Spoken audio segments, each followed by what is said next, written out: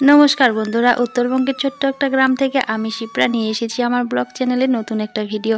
আশা করছি প্রতিদিনকার মতো আজকের ভিডিওটাও তোমাদের একটু হলেও কোথাও ভালো লাগবে। তো এই যে সকালবেলা এখন বাজে 5:30 পৌনে 6টার মতো কিন্তু বেজে গেছে, আর আমি এদিকে কিন্তু উঠে কিন্তু এদিকে ঝাড় দেওয়ার কাজে কিন্তু লেগে গেছি। তো প্রতিদিন তোমাদের এই পাশটাতে ঝাড় দেওয়া দেখাই নতুন বাড়িতে, কিন্তু পুরনো বাড়িতে কিন্তু দেখাই না। তো এই যে দেখো কাঁঠাল গাছটার নিচে এটাই কিন্তু এখন ঝাড় দিতে চলে এসেছি। আর আমাদের উঠোনটা না অনেক বড়, অনেক দিদিভাইরাই কিন্তু জানো আমাদের উঠোনটা অনেক বড়। তো ঝাড় দিতে কিন্তু প্রায় আধ ঘন্টা সময় কিন্তু লেগে যায়। আর কত পাতা পড়ে আছে এখন, তো এই যে বসন্তকাল, পাতা ঝরার সময়। তারপরে ওইদিকে ঝাড়টা দিয়ে কিন্তু আমি স্নান করে চলে এসেছি সকালের যা যা কাজ ছিল সেগুলো করে। আর এইদিকে দেখো সকাল সকাল আমাদের বাড়িতে কত অতিথি চলে এসেছে। তো এগুলো হচ্ছে সব ভাস্তি, ভাগনা, আমার মেয়ে আছে এখানটায়। তো ওরা সবাই এসেছে বাড়িতে, আর ওরা এই যে আমার মেয়ের সঙ্গে খেলা করার জন্য সকাল সকাল কিন্তু এসে গেছে। কি দেখো না কত মজা করছে সবাই মিলে, কত খেলনা বের করে নিয়েছে, বের করে কিন্তু এক একজন কত সুন্দর দেখো খেলছে কিন্তু। আর সেটা আমি ক্যামেরা বন্দি কিন্তু করে নিলাম, একটুখানি তোমাদের সাথে শেয়ার করে দিলাম।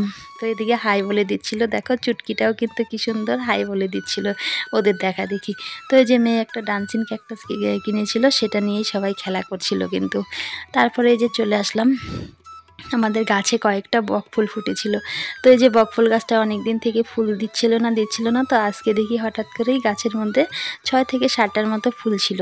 তো এই যে দেখো তোমাদের দাদাভাইকে বললাম ফুলগুলো পেরে দাও, কত সুন্দর হয়ে আছে গাছের মধ্যে, দেখে কিন্তু আর ইচ্ছে করলো যে ফুলগুলো পেরেই নিই। তো এদিকে আমি এগোলাম, আর বাইরে দেখো রোদ্রের তাপটা কীরকম। এখন কিন্তু সকাল 9:30 10টার মতো বাজে, আর ভীষণ কিন্তু দেখো রৌদ্র উঠে গেছে। কিন্তু সকাল সকাল এত রৌদ্র দিচ্ছে, কতদিন থেকে এত রৌদ্র দিচ্ছে, ভীষণ রৌদ্র দিচ্ছে। তো দুদিন আগেই একটু আকাশটা মেঘলা হয়েছিল, কিন্তু বৃষ্টি সেরকম হয়নি, 2-1 পশলা কিন্তু বৃষ্টি হয়েছিল, মাটিও সেরকম ভেজেনি। তো এদিকে তোমাদের দাদাভাই বকফুলগুলো কিন্তু পেরে দিচ্ছিল, আর আমিও কিন্তু গিয়েছিলাম। আর এইখানটায় আসলে না ভীষণ ভালো লাগে। তো এই যে চারপাশটা কি সুন্দর সবুজ, আর আমাদের বকফুল গাছটাও অনেকটাই বড় হয়ে গেছে। তো শীতের সময় কিন্তু অনেক ফুল ফুটেছিল, তো এখন এই যে গরম পড়ে গেছে, এখন কিন্তু সেরকম বেশি ফুল নেই। আবার কিন্তু ফুলের কিন্তু অনেক ঝাড় কিন্তু বেরিয়েছে, ছোট ছোট কুঁড়ি দেখা যাচ্ছে। এগুলো হয়তো আরও মাসখানেক পরে হয়তো সমস্ত একসাথে আবার ফুটবে, কিন্তু অনেক ফুটবে। তো এই যে দেখো সেটাই কিন্তু পেরে দিচ্ছিল। আর গাছ থেকে যে কোনো জিনিস পাড়তে কিন্তু ভীষণ ভালো লাগে। আর রোদে না উপরের দিকে তাকানো যাচ্ছিল না, এতটাই রোদ্র উঠেছিল।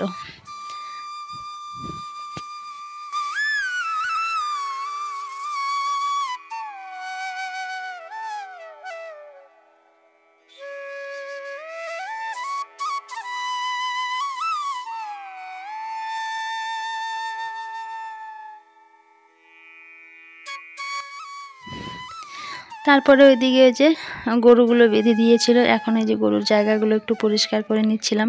আর এখানটায় যে একটা গরু দোয়ানো হয়, বাঁশ বাঁধা আছে, তো এখানটায়ও কিন্তু গোবর আছে, এই গোবরগুলো কিন্তু ফেলে দিলাম। আর এই যে এখানটায় তো সারাদিন গরুগুলো যে বাঁধা থাকে, সেই জায়গাটা এখন এই যে পরিষ্কার করে নেব। তো ওই গোবরগুলো ফেলে কিন্তু তোমাদের দাদা ভাইকে খেতে দিতে যাব। এদিকে সকালে রান্না বান্না তো হয়ে গেছে, আমার অবশ্য সকালে রান্না নেই, আমার দুপুরে রান্না বান্না আছে। এর জন্য সকালে যা যা কাজগুলো আছে সেগুলো কিন্তু আমি সেরে নিচ্ছি। তো তোমাদের দাদাভাই গরু বেঁধে দিল, আর আমি বললাম তাহলে আমি গোবরগুলো ফেলে নিই, তারপরে তোমাকে খেতে দিতে যাব। তো এদিকে গোবরগুলো ফেলে নিয়ে তারপরে তোমাদের দাদাভাইকে খেতে দিতে যাব। আর সকাল সকালে তো রোদ্র উঠে গেছে না, একদমই কিন্তু ভালো লাগছে না। তো এই যে আরামের দিনটা কিন্তু চলে গেল, এখন এই যে কষ্টের দিন চলে আসলো। কষ্টের দিন বলতে এই যে গরমের দিন চলে আসলো, কোনো কাজকর্ম বলো, খাওয়া দাওয়া বলো, কোনো কিছুই কিন্তু ভালো লাগে না। আর দেখে মনে হচ্ছে না ভর দুপুর, কিন্তু না, এখন কিন্তু এই যে 9:45 বললাম না, 9:30 9:45 মতো কিন্তু বাজে বেলা। তো এদিকে আমার এই যে গোবরগুলো ফেলা হয়ে গেছে, তো এখন এই জায়গাটাকে ভালো করে ঝাড় দিয়ে নিব।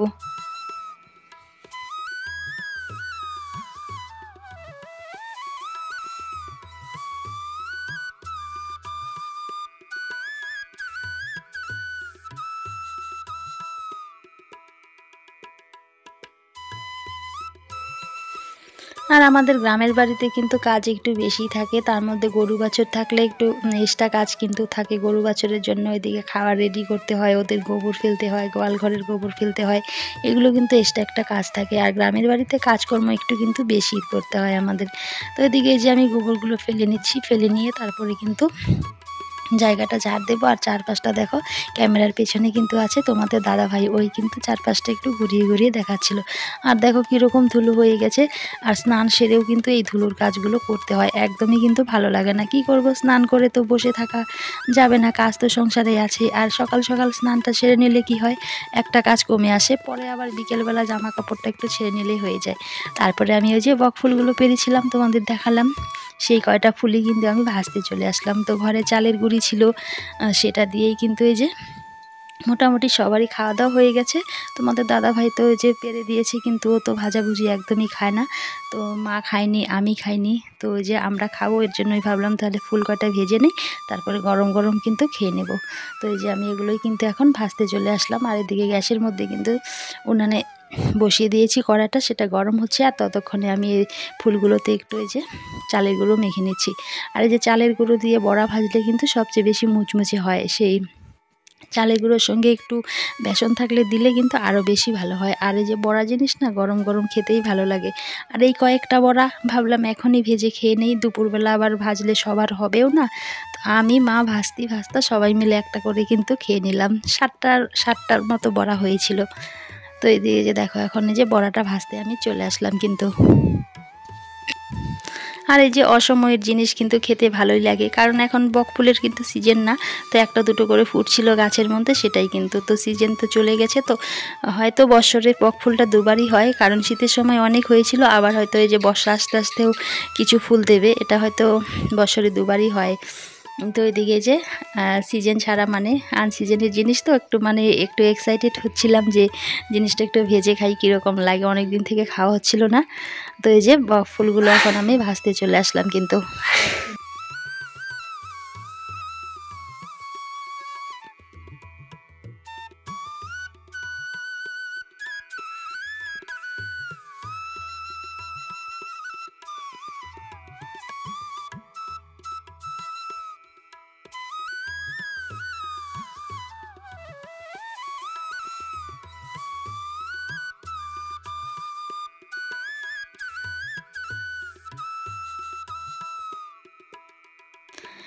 তারপরে কিন্তু চলে আসলাম এই যে দুপুরে রান্না বান্নায়। তো দুপুরে এনেছিল চিকেন এনেছিল, সেটাই কিন্তু রান্না করছিলাম। আর বাকি রান্নাগুলো কিন্তু হয়ে গেছে, তো সেগুলো তোমাদের সাথে শেয়ার করিনি।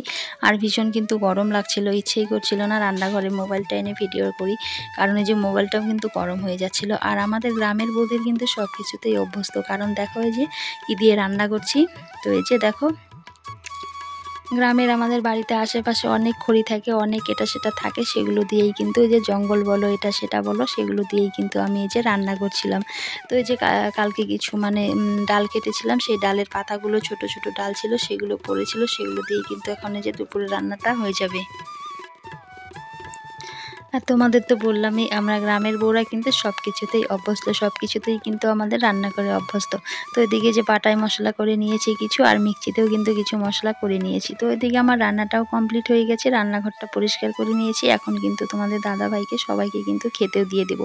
আর দেখো না রান্নাঘরটায় কতটা রৌদ্র চলে এসেছে, অনেকটাই রৌদ্র চলে এসেছে কিন্তু। আর এই গরমের দিনে এই রান্নাঘরটাতে না খেতে ভীষণ কিন্তু অসুবিধা হয়, গরম লাগে ভীষণ। যেহেতু রান্নাঘরটা ছোট, তো ওইদিকে তো আরেকটা ঘর আছে, সেই ঘরটাতেও কিন্তু ভীষণ গরম লাগে। তো শীতের দিনে কিন্তু এই ঘরগুলোতে সুবিধে আছে, আর গরমের দিনে ভীষণ কিন্তু গরম লাগে। তো এদিকে যে মেয়েও কিন্তু ওই যে বসে গেছে খেতে, তোমাদের দাদাভাইকেও দিয়ে দেবো, তো মেয়েকেও কিন্তু এদিকে দিয়ে দেবো। আর এদিকে আমি কড়াইতে কিন্তু দুধও দিয়ে রেখেছি, কারণ রান্নাটা করে তো এদিকে রান্নাঘরটা পরিষ্কার করে নিলাম, থালা বাসন ছিল সেগুলো রান্নার মেজে নিয়েছি, আর দুধটা জাল করতে পারিনি। তো ভাবলাম খেতে দিয়ে নিই, তারপরে দুধটা এদিকে কিন্তু জাল করব। আর মাও কিন্তু এদিকে চলে এসেছে। আর দুপুরে রান্না হলে খাওয়া দাওয়া সবাই একসঙ্গে আসলে একদম কিন্তু তাড়াহুড়ো লেগে যায়। তো এদিকে মাও দিচ্ছিল, আমিও কিন্তু দিচ্ছিলাম বেড়ে। তো তোমাদের দাদাভাইকে আগে দিয়ে নিই, কারণ ও তো দুপুরে ওষুধ থাকে, ওষুধ খেতে হয়, এর জন্য ওকেই আগে খাবারটা দিয়ে নিই, তাড়াতাড়ি চেষ্টা করি কিন্তু। তো এদিকে ওকে দিয়ে দিয়েছি, এখন সবাইকে আস্তে আস্তে বেড়ে দেবো। মাও কিন্তু এদিকে দিচ্ছিল সঙ্গে সঙ্গে। আর জয়েন্ট ফ্যামিলিতে দেখবে খাওয়া দাওয়া বলো, যে কোনো জিনিসই বলো, খাওয়া দাওয়াটাই কিন্তু বেশিরভাগ একসঙ্গে, কিন্তু সবাই একসঙ্গেই কিন্তু চলে আসে। তো এই যে সবাই একসঙ্গে চলে আসলে কিন্তু তখন আর এই যে একা একা কিন্তু পেরে ওঠে না, সবাই তখন হাতে হাতেই কিন্তু করতে হয়। তো ওইদিকে যে ওই রান্নাঘরেও কিন্তু বসেছে এক ভাস্তা বসেছে খেতে, তো এখানে তোমাদের দাদাভাই বসেছে, আরেক ভাস্তা বসেছে, আর এদিকে আমি বেড়ে দিচ্ছিলাম, মা কিন্তু ওইদিকেও দিয়ে আসছিল, আর এদিকে এই যে মেয়েও কিন্তু ওইদিকে বসেছে। আর মেয়েকে বললাম ভালো করে বসো, কীভাবে দেখো বসেছে খেতে কিন্তু। তো এদিকে যে খাওয়া দাওয়া আমাদের তো দেরি হবে, ওদের আগে বাড়ির ছেলেদের আগে খাইয়ে নিই, তারপরে কিন্তু আমরা খাবো। তো মাও কিন্তু আমাদের সঙ্গেই খায়, মাও কিন্তু আগে কিন্তু খায় না, তো ছেলেরা না খেলে কিন্তু মাও কিন্তু খেতে চায় না। আর দেখো শাশুড়ির কাছ থেকে বলো, মার কাছ থেকেই বলো, আমরা কিন্তু মেয়েরা কিন্তু শিক্ষা নিয়ে থাকি। তো বিয়ের আগে মার কাছ থেকে শিখে থাকি কিভাবে কি করব না করব, বিয়ের পরে কিন্তু শাশুড়ির কাছ থেকে শিখে থাকি। তো এই যে দেখি রান্না বান্না হলে যদি ছেলেরা না খায় তাহলে মাও খেতে চায় না, আর মা যদি খেতে না যায় তাহলে আমাদেরও কিন্তু ইচ্ছে করে না তখন খেতে। যখন প্রথম প্রথম বিয়ে হয়ে এসেছিলাম তখন কিন্তু একটা আলাদা ভাব ছিল, আর এখন তো অনেক দিন হয়ে গেছে, এখন একটু গিন্নি গিন্নি ভাব তো চলে এসেছে, তো এখন কিন্তু সেইটা অভ্যস্ত হয়ে গেছে। তো নতুন নতুন বিয়ে হলে কিন্তু সবারই একটু সময় লাগে সব কিছুই কিন্তু মানিয়ে নিতে। দেখবে যখন প্রথম বিয়ে হয়ে এসেছে আমার ভীষণ কিন্তু খিদে পেয়ে যেত, সবাই মানে খেতে আসতো না, রান্না হয়ে থাকতো। গ্রামের বাড়ি বুঝতেই পারো, খেতেও কিন্তু আমাদের অনেকটাই দেরি হয়, কারণ 3টে সাড়ে 3টে কিন্তু বেজেই যায়। তো অনেক কথাই বললাম, তারপরে দেখো কোথায় চলে আসলাম। তো এসেছি আমি একটু মাকে দিতে এসেছি, মা বলতে আমার মা আমাদের বাড়িতে এসেছিল, তো মাকে একটু এগিয়ে দিতে এসেছি আমি। তো বাসে তুলে দিতে এসেছি, মার শরীরটা বেশি ভালো নেই, আর শাশুড়ি মা বলেছিল বাড়িতে পৌঁছে দিতে, কিন্তু এখন আমি আর বাড়িতে পৌঁছে দিব না, কারণ মাকে নিয়ে যদি বাড়িতে পৌঁছে দিতে যাই তো আমি আবার আসতে পারবো না, আর মেয়ে গেছে টিউশনে, তো আবার ভীষণ কিন্তু রেগে যাবে ওকে না নিয়ে গেলে, তো আমি আবার আসতেও পারবো না, আর বাড়িতেও কাজের চাপ আছে। তারপরে একটু বাজারে ঢুকলাম, তো এদিকে দেখি জুতার দোকানে সেল দিয়েছে, তো অনেক জুতাই কিন্তু দেখছিলাম, তো আমি এক জোড়া কিন্তু জুতো নিয়েও ছিলাম। তারপর কিন্তু আমি এই জুতো জোড়াটা নিয়েছিলাম, তো বাড়িতে চলে এসেছি, তো তোমাদের সঙ্গে ভাবলাম জুতোটা শেয়ার করি। আরও টুকিটাকি জিনিস নিয়েছিলাম, তো সেগুলো তোমাদের সাথে আর শেয়ার করলাম না, তাহলে ভিডিওটা কিন্তু অনেকটাই বড় হয়ে যাবে। তাহলে বন্ধুরা আজকের ভিডিওটা এখানেই শেষ করছি, দেখা হচ্ছে পরের কোনো ভিডিওতে, ততক্ষণে তোমরা সুস্থ থেকো, ভালো থেকো, সাবধানে থেকো।